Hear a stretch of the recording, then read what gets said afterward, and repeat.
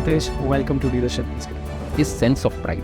It was not just about a job. It was not about a 9-to-5 job or paycheck at the end of the month, but it was about something that you were doing that no one had done in the country. You have to convert dream into reality, and that's where the real joy exists. I always sit in a meeting and walk out thinking there are 5 new things I didn't know about it.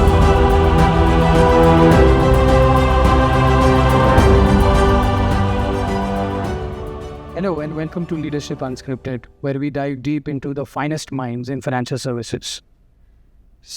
As they say, some leaders inherit legacy, others build it from ground up. Our guest today belongs to a new generation of CEOs, global in experience, rooted in India, and comfortable leading at the crossroads of technology and trust. After 2 decades across banking, building new businesses, and now leading India's digital-first financial ecosystem, is really helping define what the future of finance in India is going to be like. It's a matter of huge privilege for me to welcome Hitesh Sethia, MD and CEO of Jio Financial Services. Hitesh, welcome to Leadership Unscripted. Thank you very much, Pratik. It's a great pleasure to be here. You grew up in Chennai and began your career in the Indian financial services sector. So talk about your early years and how was it, in terms of getting into financial services. So let's start with that. Oh, wonderful. Thank you, Pratik. I think talking about financial services for at least the generation that I grew up in the late 90s, early 2000, if one was starting a professional career, it was an amazing time because you got a first row view of what was happening in the financial service sector. Private sector players were mushrooming in various areas, including asset management, insurances, wealth management, etc.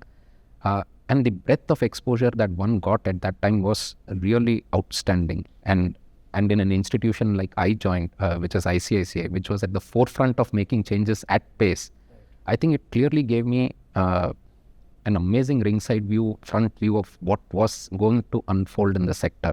And coupled with curiosity, I think that really sparked my interest in financial services. I must be candid, Pratik, that I strayed into financial services in the early part of my life, but and that was thanks to a lot of good fortunate events that have happened in my life. But I have stayed in financial services now for 2.5 decades, completely by choice and amazing interest that drives me to stay in this sector. Okay. When you say you strayed into financial services, give us the backstory. So the backstory is simple. In fact, I completed my CA and thereafter, thanks to coming out in the top 50 in the country, I was invited for interviews. Wow. And in fact, EY was one of the top contenders. EY gave me an offer to join in the audit practice. And in the last minute, they said it should be in Dubai. Whereas ICICI said it was Chennai, and I said I'm not going to leave Chennai so fast, and I was pretty homebound, and so I said I'm going to join ICICI Limited in Chennai. So that was really the backstory. I joined the former development finance institution back in the year 2000. So that was really the backstory of how I strayed.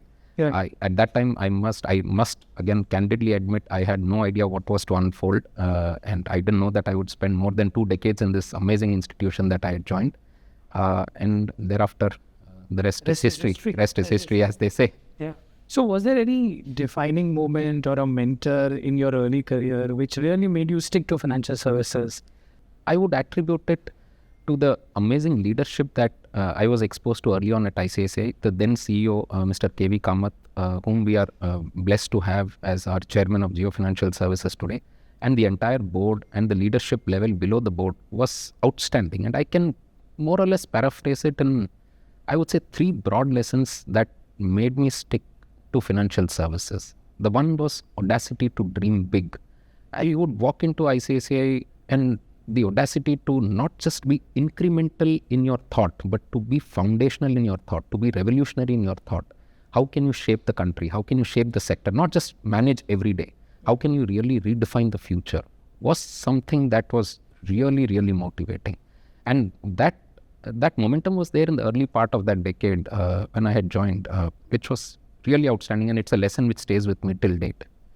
The second was not just audacity to dream big, but also execute it, and execute it at pace and brute focus on execution, which brought about, I would say, real intellectual honesty, a paradigm shift in thinking. How do you execute such a bold vision?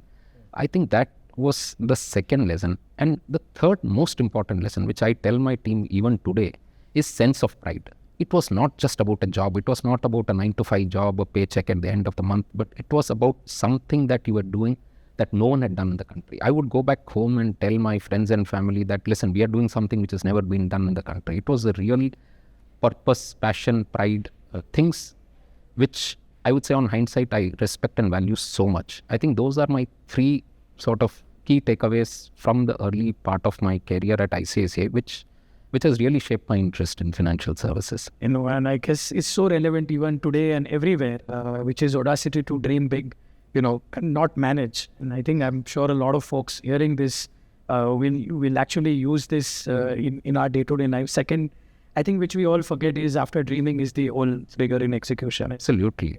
And then obviously the pride in what we do. I think then the job becomes the way of life rather than... Absolutely. An ambition without an execution plan is just a dream. And you have to convert dream into reality. And that's where the real joy exists. And you often used the term that ICICI was a real world MBA better than what an MBA can teach. Any episodes, any learnings, any incidents that you want to pick up, or anything else you want to share from there? I think ICICI to me was a masterclass in two big aspects: institutional building and institutional transformation. And I can tell with all sincerity that institutional transformation was not a one-time agenda that was driven, at least in the early years that I had joined the institution. It was almost every year the institution was reinventing itself. And today I realize if that had not been done, ICICI would not be what it was today and the great institution that it is today. I would say, again, 2 or 3 broad lessons that I cherish, I carry till date. One is, of course, the functional knowledge. Everything that I've learned in financial services is thanks to ICICI. And because of the pace of change that was happening at ICICI, one got exposed to various aspects of financial services very fast. Right. Which I think I'm blessed for that foundational knowledge that got created at ICICI. 1 or 2 other very important lessons. The one thing that ICICI always taught me is constraints are always lead to innovation. You should not see constraints as problem. Constraints are rather opportunities that lead to innovation. I'll give you one example, Pratik, and this stays till date. Time, we learned early on in ICICI that time is a factor of production that can never be replaced. Time lost is lost forever. Everything else you can replenish it. And we had this, what we used to earlier think an insane rule of 90 days. Everything that you thought of, everything that was given a go-ahead had to be implemented in 90 days. And that 90-day rule really brought out the best in people. It made you, as I said, intellectual honesty at its best, pragmatism at its best. We learned the concept of minimum viable proposition on the job. We learned the concept of agile teams. I mean, today people talk about agility, agile team formation as a big subject matter. We are talking about late 90s, early 2000, when this was actually practiced on the ground. You had no other way to execute anything in 90 days. Yes. And that constraint was imposed on us, telling that you have 90 days. Do what you have to do. 90 days, we need an MVP for this project. That's all. So that constraint, I think in general, if you extrapolate that lesson, constraint is a big blessing to help you innovate.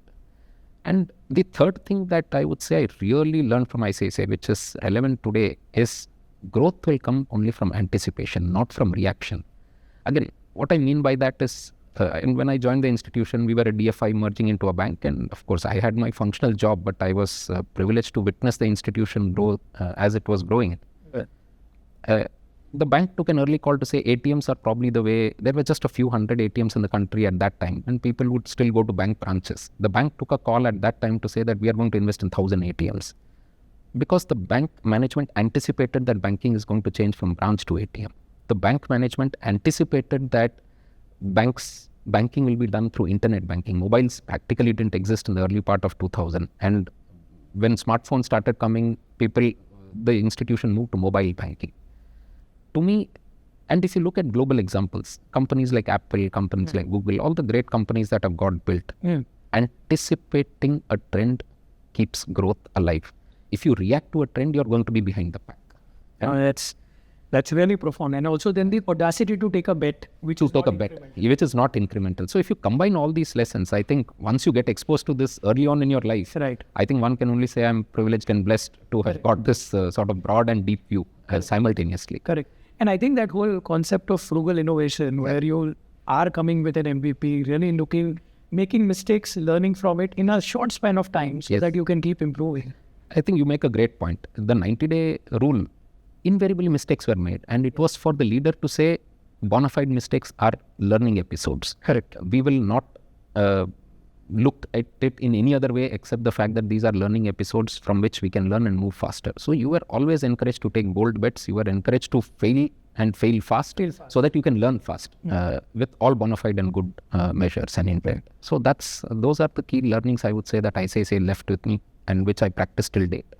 And, all these roles you change within ICICI, moved abroad, came back, entered into various familiar and I would say unfamiliar territories as well.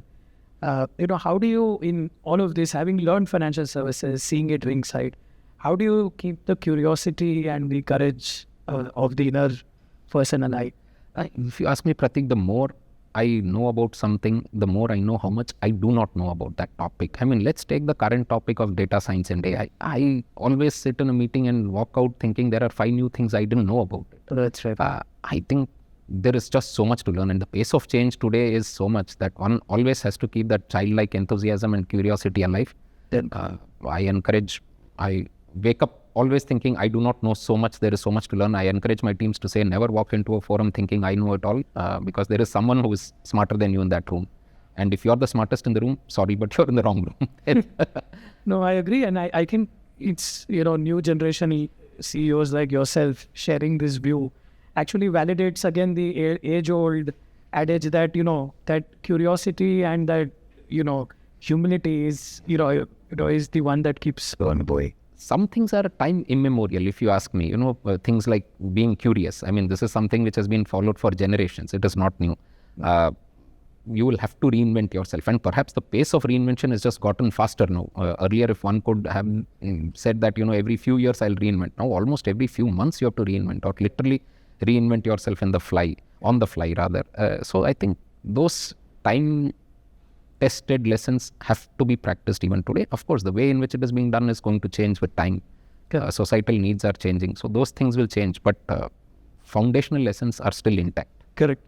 So now from that first segment where we got to know about you, your background, let's go to the second segment and bring you in the present. Sure. You're building something that is, highly anticipated in the country, where structure and speed has to coexist. You're also dealing with a regulator who has his own anticipations, and obviously there are choices, as you build a large organization. So when you walk into Jio Financial Services, the canvas was blank.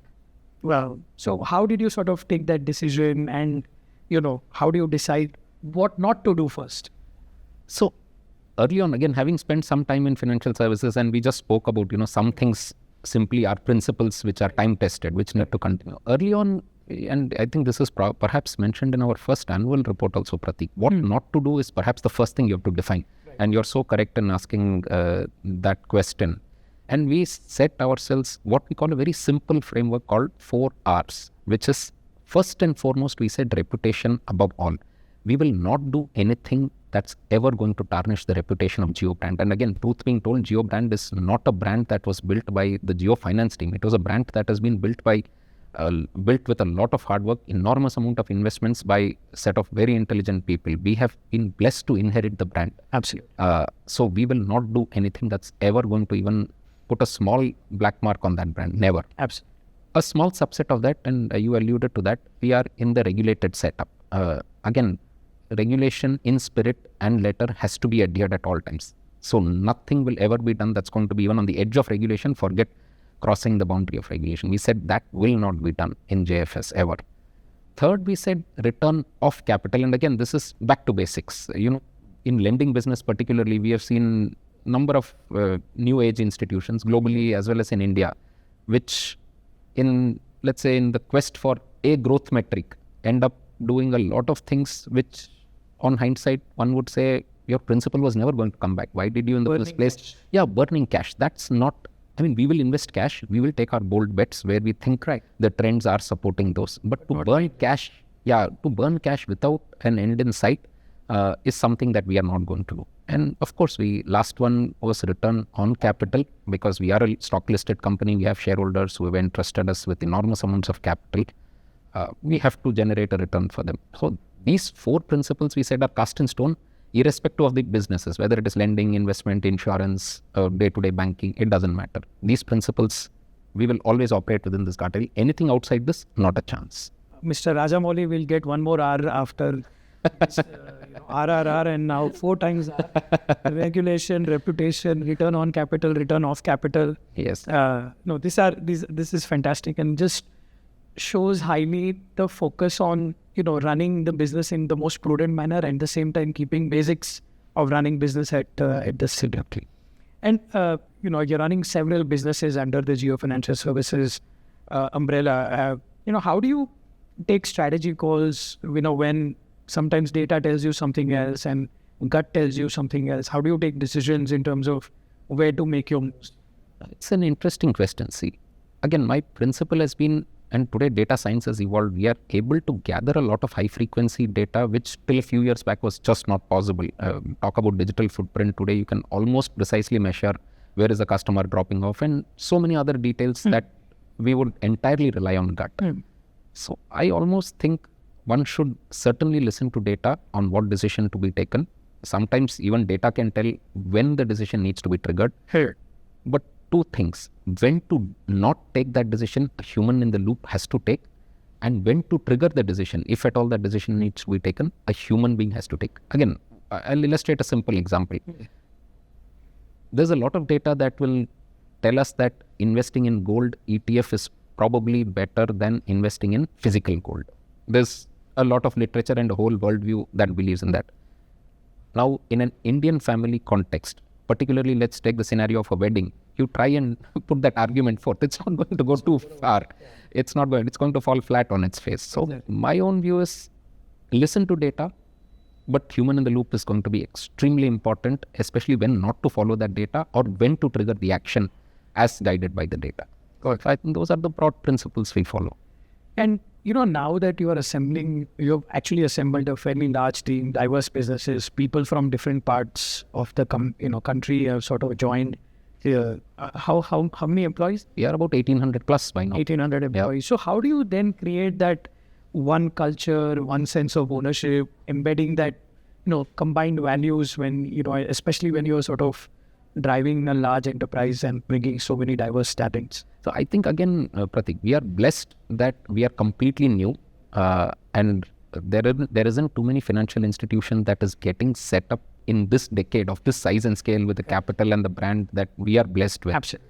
And therefore, I think if there is clarity in vision, if there is clarity in purpose, people align to those objectives very clearly. Again, we've got a mix of seasoned bankers, and we've got a mix of young professionals from other fields, not banking. Correct.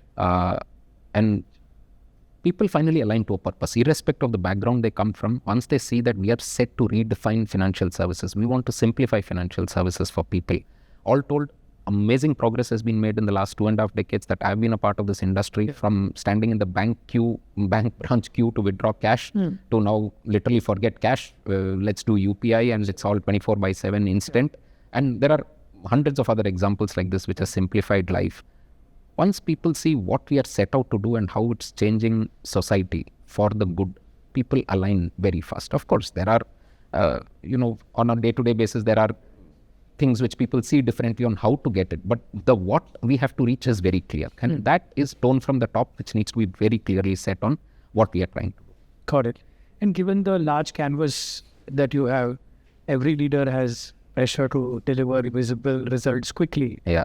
Now there are always 2 views. Build something that is long lasting, enduring, and do something in a very urgently in a short span of time. How do you balance that? How do you drive that balance in terms of every decision that gets taken? Good question. Again, and we have this debate. It's amazing that you asked this, because we have this debate constantly in our office of short term versus long term. And my stock answer for that has always been, long term is nothing but a series of short terms. So almost 99% of the time, sigma of short term should lead to long term. There may be detours that you may need to take, but it cannot be diametrically opposite to the objective. And if at all in those edge cases where a call needs to be taken really short term versus long term, I think our answer is very clear. It needs to be long term. It needs to be sustainable.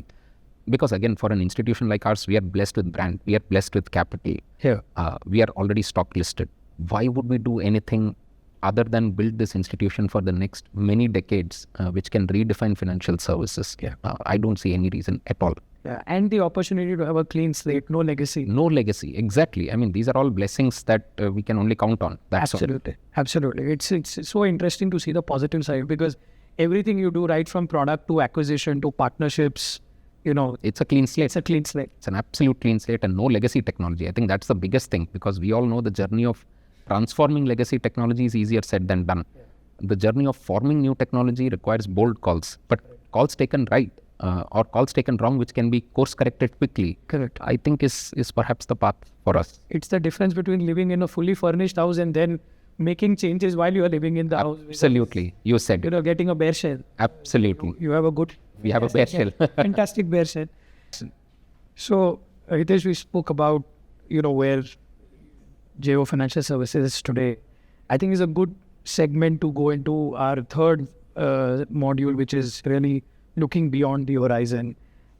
India is completely rewiring its financial future. Data, technology, AI, clearly every leader is talking about. But if you had to sort of, forecast 4-5 years down the line, how do you think financial services will evolve, especially in India, which is again very different compared to a lot of the Western part of the world? So, to me, 3 words come to my mind, Pratik, when I think about financial services, the future of financial services in India. 1, it's got to be personal, it's got to be instant, and it's got to be invisible. And let me take a minute to explain each of them. Personal, today, for example, Pratik, my Netflix is different from that of my wife. Your Netflix screen is different. It's happened in entertainment. Correct. Has it happened in financial services to the fullest extent? Perhaps there is still a journey to go, because let's say on my salary day, the disposition of my salary is going to be very different from the disposition of everybody else's salary. So, because of mortgage, school fees, etc., various elements that are there in my life, which is very different. So n equal to 1, I think we still have a journey to cross. And with today's technology and the digital public infrastructure, I think there is a clear line of sight for the industry to get there. Right. Instant, again, we are seeing that happen in pockets, instant personal loans, instant investment in mutual funds, etc., etc. A lot more services can be made instant. And I think that journey will only progress further for the industry as a whole. Invisible is something that I personally think will happen. I think financial services should be like Wi-Fi. As long as it is working, no one's even bothered that the Wi-Fi is working. The day it stops, hell breaks loose, whether it's at home or office. So true. And I believe that financial services by definition is tertiary. I don't need a credit card as an end. I need a credit card in my pocket so that I can enjoy a holiday. I don't need a mortgage as an end. I need a mortgage so that I can buy a home. Yeah. If financial services by definition is tertiary, then it must go invisible. And I think a lot of technology, data, AI, and everything that you alluded to, I think will enable financial services to become invisible, working quietly in the background while people go about their primary objectives in life. Correct. And I think it is so true. I mean, it's almost a world where you say, I want to shop this, and an agent will sort of do the shopping in such an invisible manner that you don't have to worry about it. Exactly. Yep, exactly. To your point, payment is not an activity that gives me joy. Shopping gives me joy. I need to buy a pair of shoes. I need to buy a shirt. Exactly. That gives me joy, or that has a utility value. Payment is a means to get to that end. Correct. So I think that's where I feel financial services should become invisible. More needs to be done. We do see green shoots of embedded financial service, but I think more and more needs to be done in that area. I think these 3 phrases words in my view will characterize the future of finance. And I quite like the whole point you mentioned around personalization, because like you said, disposition of our financials is very, very different. Exactly. And technically, if AI understands how we use, they can practically tell you how you should be investing, saving, borrowing, depending on, because they know you better than how you would. So let's double click a bit more on AI. Believer, not so believer, where do you see the end game, at least for the next few years? So I'll divide it. There's a lot of FOMO. There's a lot of hype around AI. Let me start there. Having said that, I'm in the believer camp. But let me break this into 3 or 4 parts. Before we get to AI, I think the foundation for AI is really going to be data first, organizing data. I think that plumbing is not something that's spoken about a lot, but without that plumbing, there is no AI. So good. Second vector, Pratik, is AI is not automation. AI is about removing cognitive or reducing cognitive load either for the customer or for the internal process. Absolutely. So one has to be clear what is the cognitive load that we are taking away and what are the use cases that one can put. Now, when it comes to use cases, again, there are 2 vectors, and I think our mind is generally clear on this, that where an outcome has to be deterministic. Let's say Pratik wants to know his bank balance. That is a very precise number. That cannot be a probabilistic model. That's a very deterministic model. That doesn't need AI. That needs perhaps an ML model at best, or that actually needs a simple API. Ping into the core banking system and get you your balance. Where outcomes have to be probabilistic. Which is a likely credit card suitable for me, for example. That's a probabilistic outcome. That's AI probably has got a use case there. right. So I would say start with data, think about where cognition is applied, where you need probabilistic outcomes, and then look at AI use cases. So I do believe that AI has a future. One has to be calibrated to institutionalize AI use cases. We see a lot of POCs that are getting done today across the industry. I think institutionalizing it will need a framework, and one could look at a very simple framework. Do I have clean data? What is the cognitive load I'm removing? Internal, external? Is it probabilistic in outcome? Then yes, AI is probably the answer. All right.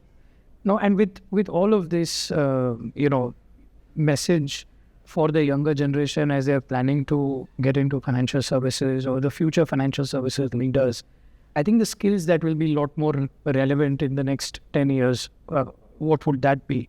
Would it be the skill set metrics will be different, similar? Yes. No, it's a very interesting question. Again, let's break this into 1 or 2 parts, right? 2 parts maybe. One is, let's say when we were all growing up, the foundation for everything that you needed to learn in the future was English, math, and then you became a doctor, you became an engineer, you became an accountant, and whatever else that you wanted to become. Today, I think if you go back to the education world, it has to be English or language, not English, just language, math, technology. Fluency in data and technology is needed. I don't mean to say that everyone needs to learn hands-on coding, everyone needs to become a tech expert, no. But you need to be fluent you need to be data fluent, tech fluent. That has become a horizontal stack. Then you decide which path to pursue. So I think that is very important. We do see education system is gearing up for that. And people are taking their own suo moto extra efforts to get there. Now, when it comes to workforce ability to reinvent at pace, which we already spoke about, I think that is going to be of paramount importance. Honestly, what I learned even 2 years back is not relevant anymore.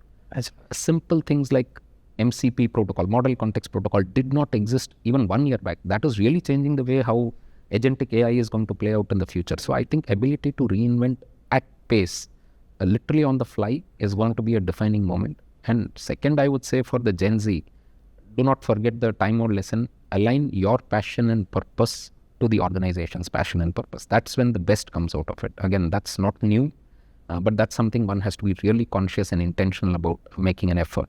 I guess a related topic is, the whole focus on work, passion, life, and everything around it. Especially, in our growing up years, this was less spoken or at least felt than the Gen Zs today.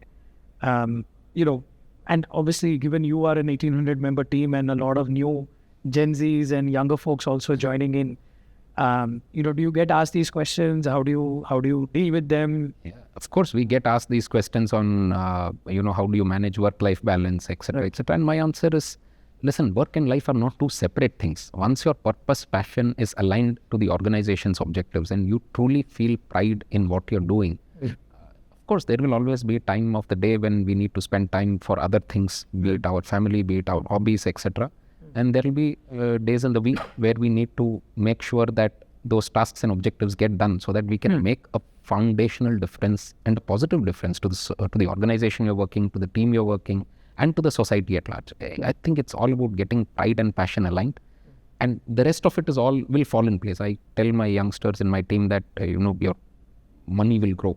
Your growing up through the corporate ladder will happen. These are all outcomes. Yeah. Your input has got to be your dedication, passion, sincerity, and you need to feel the purpose of the organization. You feel the purpose of the organization, I think then chemistry works, and the rest of it will all fall in place. That's right.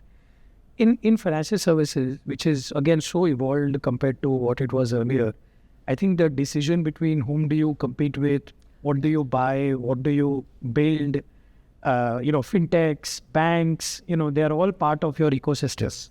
How do you take that decision on where you take your position on build, buy, let it be, stuff like that? So competition versus collaboration, let's look at it that way. So again, at a broad level, today, industries have been built vertical. So there's financial services, there is e-commerce, there is entertainment, there is media, there is telco, etc. But customers are going horizontal. Me as a consumer today, I need financial services in the morning, I need to watch my entertainment in the evening, I need telco services through the day, I need a retail service few times a week. And collaboration, I think, between retail, like we are collaborating with Jio Telco, we collaborate with Reliance Retail, and collaboration between retail, telco and financial services is something that has become prevalent in the industry over the last many years. So that is par for course. There is no issues there. This is your point of becoming invisible. Becoming invisible, exactly. Right.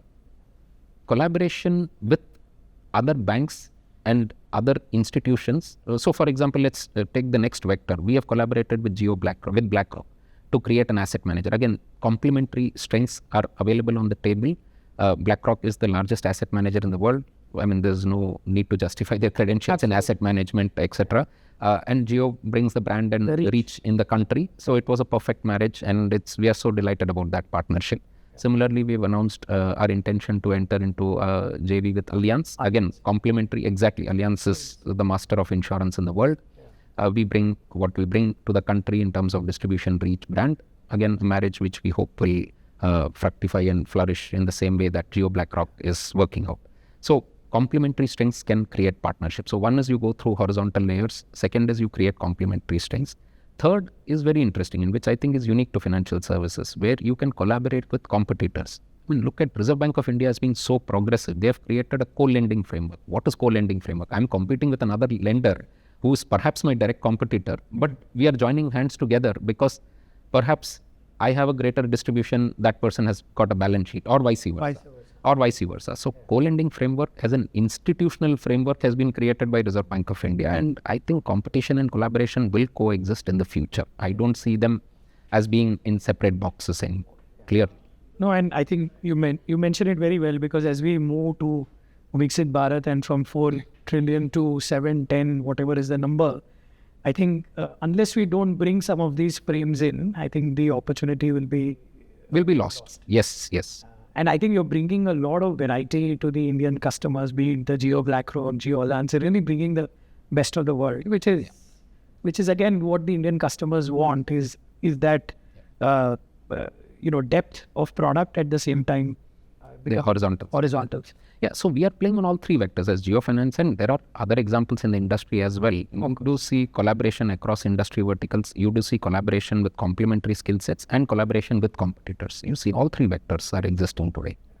And you've obviously stayed abroad and done stints there. As you come to India, you see our entire DPI, digital public infrastructure, be it account aggregator, UPI, so on and so forth. Your views on, where India's DPI stands today and how does it shape the financial services, and, how does it sort of redefine global financial services in some sense? I think, at least from my experience, I can say, Pratik, that India is clearly head and shoulders above many countries when it comes to digital public infrastructure. UPI is already exported to so many countries in some ways, and that has become a great source of soft power for our country. And it's a matter of great pride. You go to Eiffel Tower today as a tourist and you can pay on UPI debiting your Indian bank account. It's amazing. It's truly amazing to see that happen. So that has already happened. I think the next one or two vectors which can be good learnings for the rest of the world, where India has taken a lead, I think is the open banking standards. Again, a lot of countries talk about open banking standards. The account aggregator framework is outstanding. At a click of a button, I can almost consolidate all my finances, and the architecture is so amazing. You have everything consent driven, everything so transparent. Yeah. And purpose-based. So it's truly outstanding. And I think there'll be a lot of learnings for the rest of the world when it comes to open banking standards. The other areas which are still foundational, but I think India has started to take a lead on it, which we saw in the GFF as well at the Global FinTech Fest, was Finternet and creating of blockchain layers, tokenization of assets. Yeah. Again, lot of efforts are being made in various pockets in the world. Yeah. But I think the regulatory and quasi-regulatory efforts that are going on in India, I think is something we must really watch out for, and that can really, again, be a good candidate for export to the world. Absolutely. No, I agree. And I was chatting with even Sandeep Ghosh. The whole focus on tokenization from a payment standpoint will be really game-changing. Absolutely. Tokenization from payment, tokenization of real assets. And that is going to be the real unlock that will emerge in the future. Tokenization of payment, financial assets, and then real assets. No more waiting in long lines at the registrar's office when you can do a demat transaction. Absolutely. I think this will happen. It's a matter of time. And I think what we saw in the Global FinTech Fest as early green shoots and sandboxes from the regulators are very encouraging in that direction. Absolutely. I mean, even if you take simple things like DigiYatra, I think, people visiting from abroad are really shocked to see, how seamless your face can be a boarding card. I mean, exactly. Talk about KYC. This is as best as it can get. Absolutely. Absolutely. So I think that was a good segue now to our last segment, which is our fun take on rapid fire. So you're going to have fun at my cost. So hopefully all nice and easy questions for you. Great. But this is just to get your off-the-cuff answer. I'll try my best. Yes. So brace yourself. One habit that's non-negotiable for you every day, no matter how hectic the things get. Some physical activity in the morning to get myself pumped up, walking, running, swimming, gym. Something needs to be done. Something needs to be done. Leadership myth your generation should stop believing in. Hierarchy. Stop believing in hierarchy. There ain't existing any more hierarchy. I wish a lot of people should make a reel out of this and keep remembering this. Underrated skills in your 30 or 40s when you see people don't talk about it much, but it's so important. Emotional quotient, EQ and humility. I think that is something that people don't talk much about, but I think they have a lot of value. Absolutely. Well said. One leadership principle you never compromise on. Integrity. Never compromise on it. A book or a podcast or a show, something that you recently saw and inspired you. Other than your podcast, Nexus by Yuval Noah Harari is the last book that I've read. Very insightful in terms of AI and human and what will be the role of human should AI take away all cognition. I think it's an outstanding book. Tea, coffee or long walks, what fuels your reflection? Long walk. Long walk? Long walk. Okay. A city that you feel most at home? This is the tough question. I've been blessed to live in so many cities, starting Toronto, Frankfurt, London. I would say now Mumbai is home because this is where I work. My family is in Frankfurt, so that's clearly home. And Chennai is, a piece of my heart is always in Chennai. So that's where I was born.